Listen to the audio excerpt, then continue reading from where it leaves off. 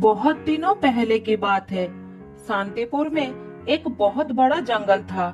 उस जंगल में मीनी नाम का एक माँ बंदरिया अपने दो बच्चों के साथ रहा करती थी।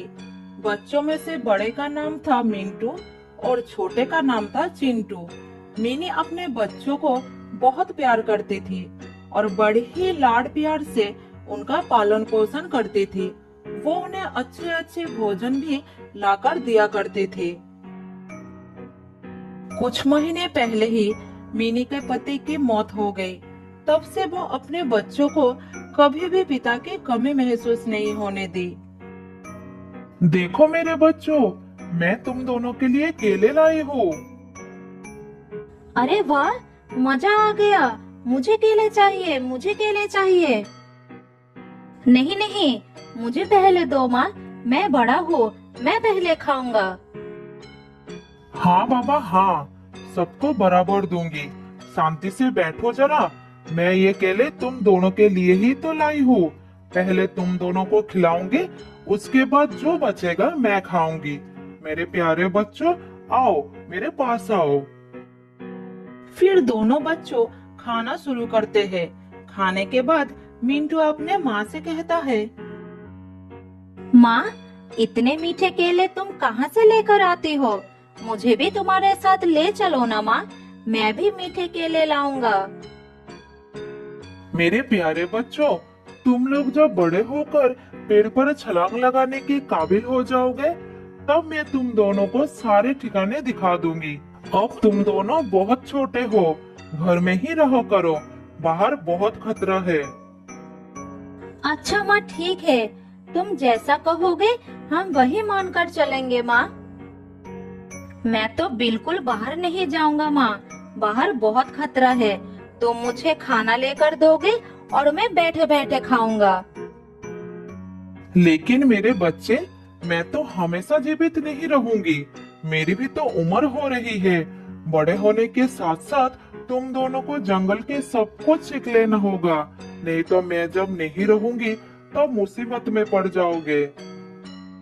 नहीं माँ, तुम्हें कुछ नहीं होगा।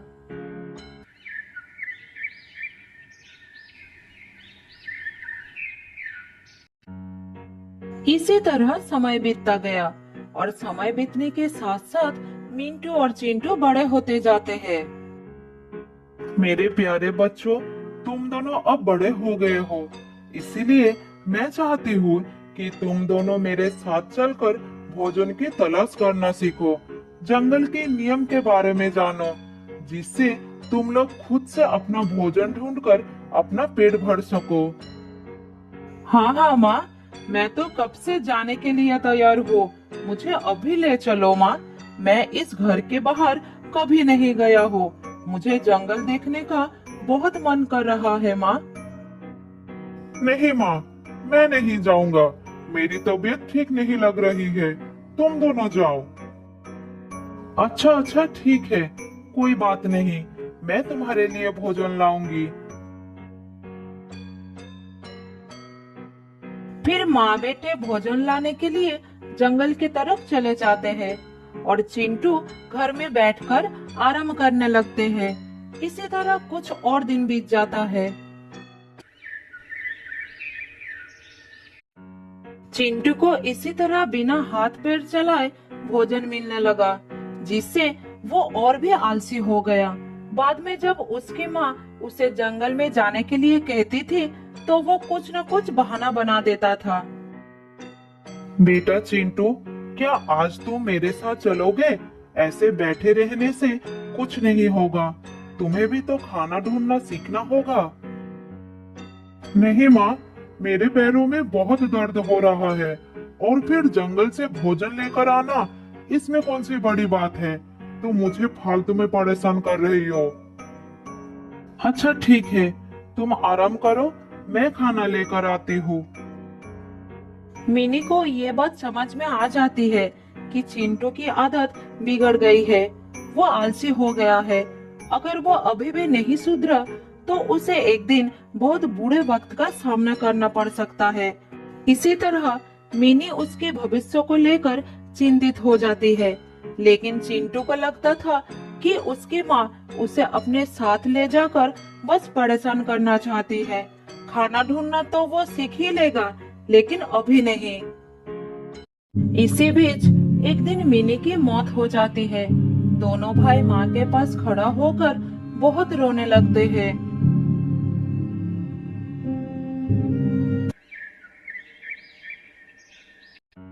अगले दिन मिंटू अपने भाई को कहता है, देखो भाई, अब हमारी माँ नहीं रही, अब हमें खुद से सारा काम करना पड़ेगा। अरे तुम तो मेरे भाई हो ना, तुम्हारे रहते मुझे किस बात की चिंता है। हाँ, तुम्हारी बात बिल्कुल ठीक है, लेकिन हमें अपना जीवन जीने के लिए अपने पैरों पर खड़ा होना बहुत जरूरी है। मैं कब तक तुम्हारा साथ दूंगा। अरे भैया, ज्यादा ज्ञान मत दो। जंगल से मेरे खाने के लिए कुछ भोजन लाते हो तो तुम इसीलिए अपने आप को बड़ा महान समझने लगे हो। मिंटू को अपने भाई की बात सुनकर बहुत दुख होता है, लेकिन वो उसका साथ नहीं छोड़ पाता, उसके साथ ही रहने लगता है। इधर चिंटू अपने भाई के बातों को अनसुना कर उसी पर आश्रित होकर मजे करने लगता है।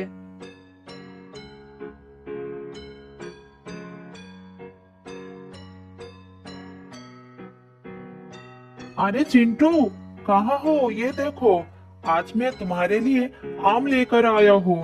जल्दी आओ, आम बहुत ही स्वादिष्ट है।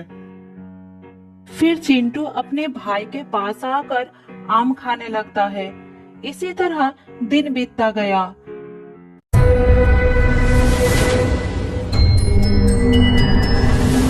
एक दिन उस जंगल में एक बदमाश शेर आता है।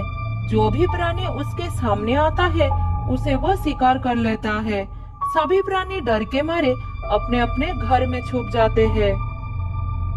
भाई चिंटू, जंगल में एक खतरनाक शेर आ गया है, तुम उससे बचकर रहना।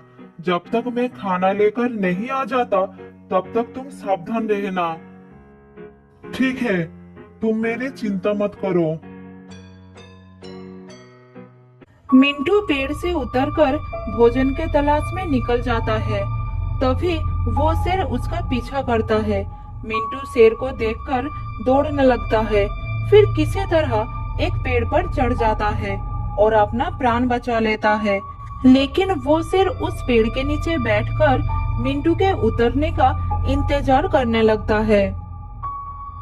ये शेर तो मेरे पीछे ही पड़ गया, अब मैं अपने घर कैसे जाऊंगा?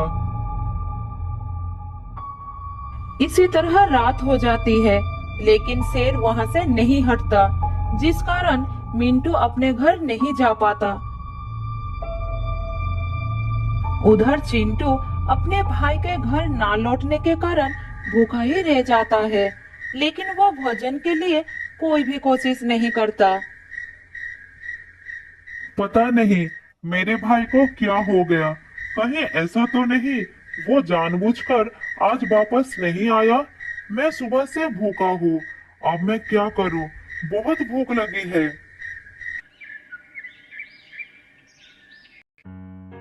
चिंटू पूरी रात ही भूखा रहता है। अगली सुबह मिंटू घर वापस आता है और अपने भाई को खाना देता है। भैया, तुम्हारी वजह से मुझे पूरी रात भूखा ही रहना पड़ा। तुम तो भूखे रहे, मेरी तो जान ही खतरे में थी। अच्छा, ऐसा क्या हुआ तुम्हारे साथ? मिंटू अपने भाई को सारी बात बताता है। फिर उसे कहता है, इसीलिए तो कहता हूँ तुम खुद से कुछ काम कर लिया करो, जिससे जरूरत पड़ने पर बुरे समय का सामना कर सको। अच्छा, ठीक है, ठीक है। इसी तरह समय बीतने लगता है। कुछ दिनों में बारिश का मौसम भी आ जाता है और तेजी से बारिश शुरू हो जाती है।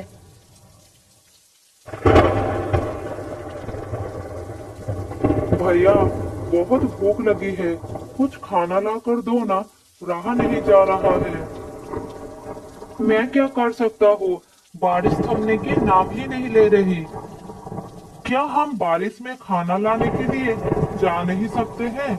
माँ ने कहा था आंधी तूफान या तेज बारिश होने लगे तो घर से बाहर नहीं निकलना, जान को खतरा हो सकता है। दोनों भाई भूखे प्यासे बारिश रुकने का इंतजार करने लगते हैं। दिन ढलकर रात हो जाती है, लेकिन बारिश लगातार होती रहती है। सुबह होने पर वो देखते हैं कि जंगल में बाढ़ आ गया है और ऊपर से बारिश भी नहीं रुकी थी।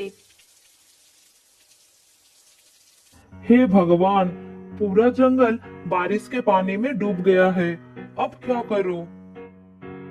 भूखे भाई का हाल देखकर मिंटू से रहा नहीं जाता और वो खाने के तलाश में जाने लगता है। तुम अपना ख्याल रखना, मैं खाने की तलाश में जा रहा हूँ। मैं भी तुम्हारे साथ चलूंगा भाई। नहीं, अभी नहीं, बाहर बहुत खतरा है, बारिश भी हो रही है। मैं जल्दी कुछ खाना लेकर आ जाऊंगा।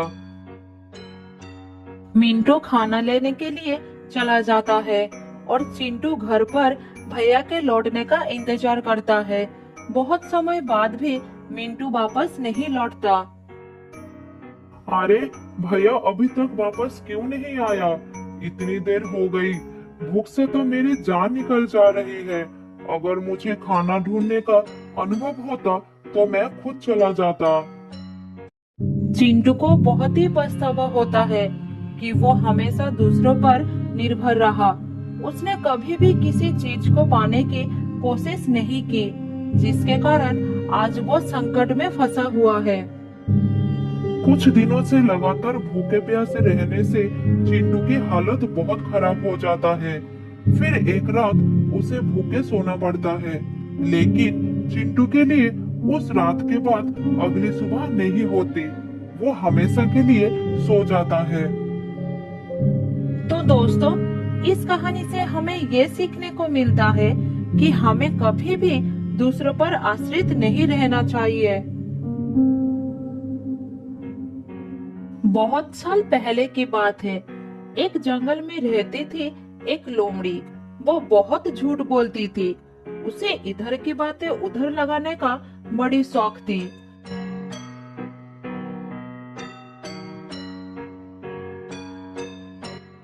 एक दिन लोमड़ी घूमते घूमते एक हिरनी के घर के सामने आ गई। तब हिरनी अपने बेटे से बात कर रही थी।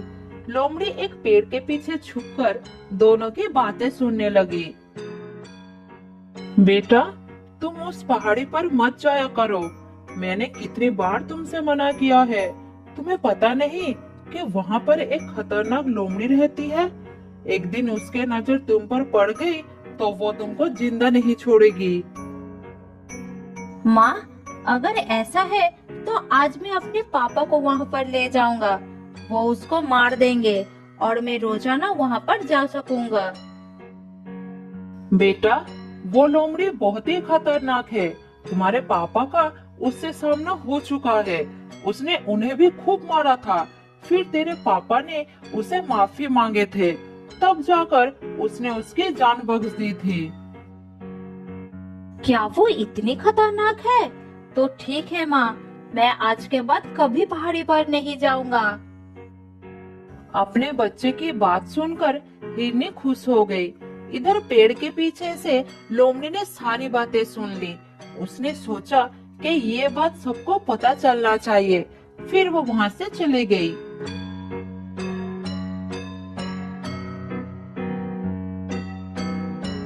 वापस जाकर वो एक एक करके सारे जानवरों को ये बात बता दी कि हिरनी का पति एक लोमड़ी से पिट कर आया है।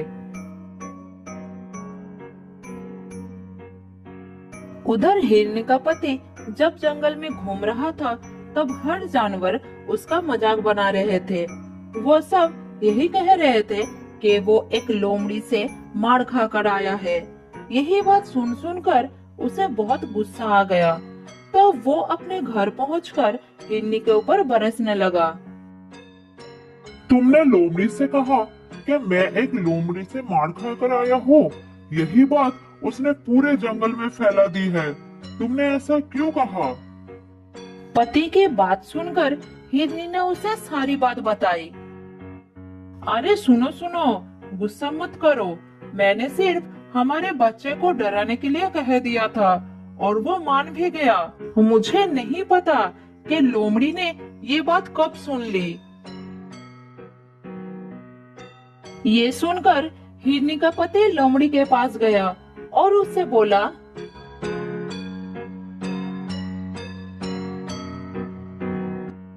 मेरी बीवी ने ये बात केवल मेरे बच्चे को डराने के लिए कही थी और तुमने इस झूठ को पूरे जंगल में फैला दिया।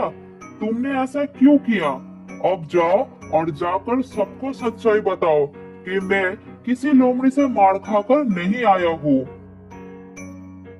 उसका गुस्सा देखकर लोमड़ी डर गई। उसने फिर सबके पास जाकर ये बात फैला दी कि ये सिर्फ एक झूठ था। फिर वो थका हारा हिरनी के पति के पास पहुंची। तब उसने उसे माफ कर दिया और लोमड़ी अपना घर लौट गई।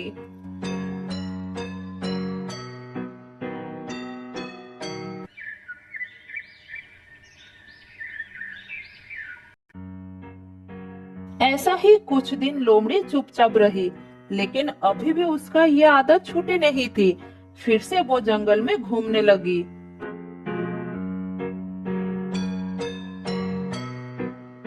एक दिन शेर महाराज गुफा के सामने आराम कर रहा था। तभी उसके पास दूसरे जंगल का एक शेर राजा आया। दोनों शेर को एक साथ देखकर लोमड़ी उसकी बात छिपकर सुनने लगी। अरे तुम मेरे जंगल में कैसे?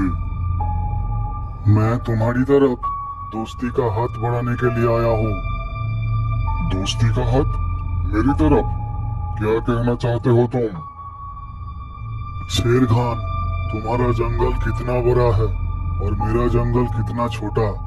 मुझे पता है कि तुमको इस जंगल को संभालने में कितना तकलीफ होता होगा। ऐसा कुछ नहीं है, मैं मेरे जंगल को अच्छे से संभाल रहा हूँ। किसी को मुझसे कोई तकलीफ नहीं है। शेर खान, मैं तो तुम्हारी भले के लिए ही कह रहा था। तुम मेरे और अपने जंगल को एक कर लो, फिर हम दोनों मिलकर इस जंगल में राज करेंगे। ये बात कहकर वो मन ही मन सोचने लगा। बस एक बार ये हाँ कर दे, फिर इसके जानवरों के साथ मिलकर इसी को मरवा दूंगा। तब दोनों जंगल पर मेरा ही राज होगा। मुझे ये मंजूर नहीं है। तुम जा सकते हो। तुम बूढ़े हो चुके हो शेर खान। अगर कोई मुसीबत आ गई तो तुम कैसे इस जंगल को बचाओगे? ये सुनकर शेर खान को गुस्सा आ गया। लगता है तुझे दिखाना ही पड़ेगा कि मुझ में दम है कि नहीं। नहीं, रुक जाओ। अभी तो मैं जा रहा हूँ, लेकिन कुछ ही दिनों बाद मेरा भाई जंगल आ रहा है। वो तुमसे बहुत ज्यादा शक्तिशाली है। अगली बार मैं उसी के साथ आऊंगा। लगता है तुमको अपनी जान प्यारी नहीं है।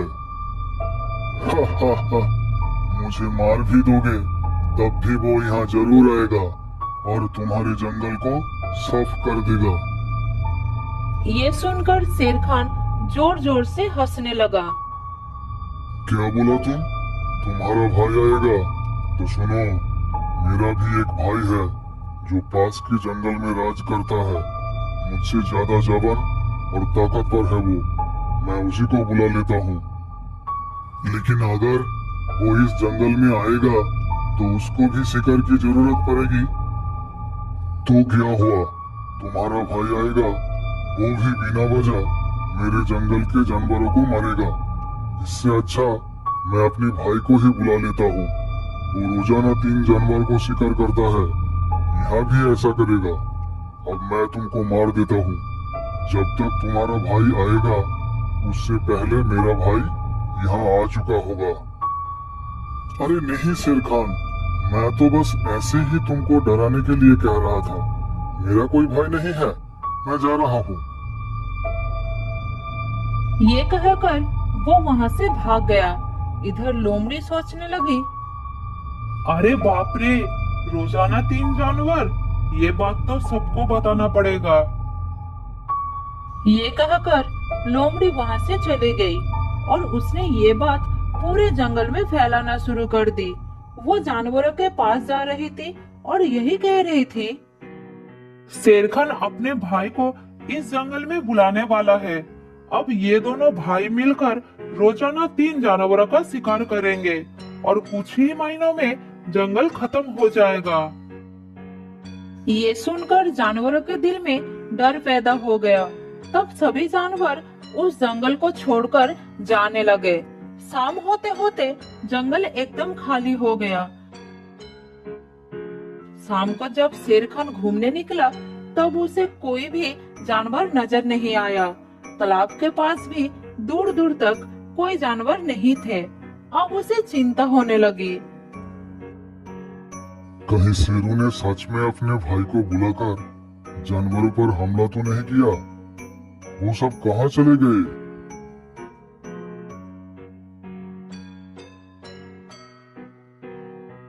थोड़ी दूर जाने के बाद शेर खान को बहुत सारा पैरों के निशान नजर आया जो जंगल के बाहर के तरफ जा रहा था। फिर वो उसी रास्ते से भागना शुरू कर दिया।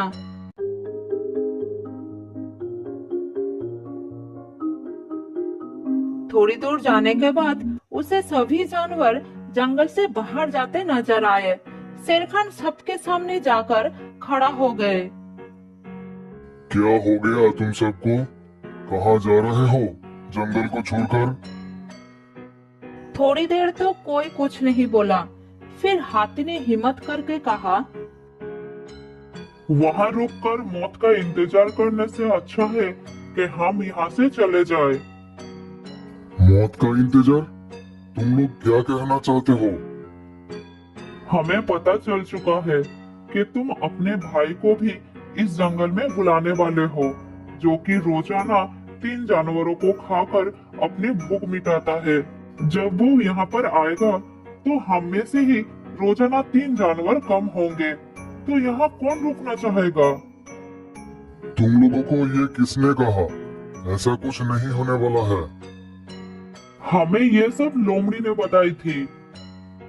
ये सुनकर शेर खान को बहुत गुस्सा आया और वो गरज कर बोला, लोमड़ी, कहाँ हो तुम? मेरे सामने आओ। ये सुनकर लोमड़ी डर गई। वो जानवरों के पीछे छुपी हुई थी। फिर वो धीरे धीरे सामने आई। तुमने ये झूठ क्यों फैलाई? जल्द ही बताओ, इसके पीछे क्या कारण था? महाराज, मैंने आपको कहते हुए सुनी थी। आप शुरू से कह रहे थे कि आप अपने भाई को बुलाने वाले हैं और फिर रोजाना 3 जानवरों का शिकार किया करोगे। मूर्ख, तुमने ये नहीं सुना शेरू क्या कह रहा था? वो अपने भाई को बुलाकर इस जंगल पर हमला करने के लिए कह रहा था। इसलिए उसको डराने के लिए मैंने ऐसा बोल दिया कि मेरा भी एक भाई है। असल में मेरा कोई भाई नहीं है और मैं कभी अपने जंगल को बर्बाद नहीं करूंगा। ये सुनकर सब जानवर खुश हो गए और वापस जंगल की तरफ चल पड़े। सुनो लोमड़ी, आने वाले खतरों से होशियार रहना अच्छी बात है, लेकिन पहले पता कर लेना चाहिए कि खबर सही भी है या नहीं। बिना पता किए किसी भी बात को फैलाना अफवाह होती है और अफवाह फैलाने से हमेशा नुकसान ही होती है। ये सुनकर लोमड़ी को अपनी गलती का एहसास हो गया। फिर उस दिन के बाद उसने अफवाह फैलाने की आदत हमेशा के लिए छोड़ दी।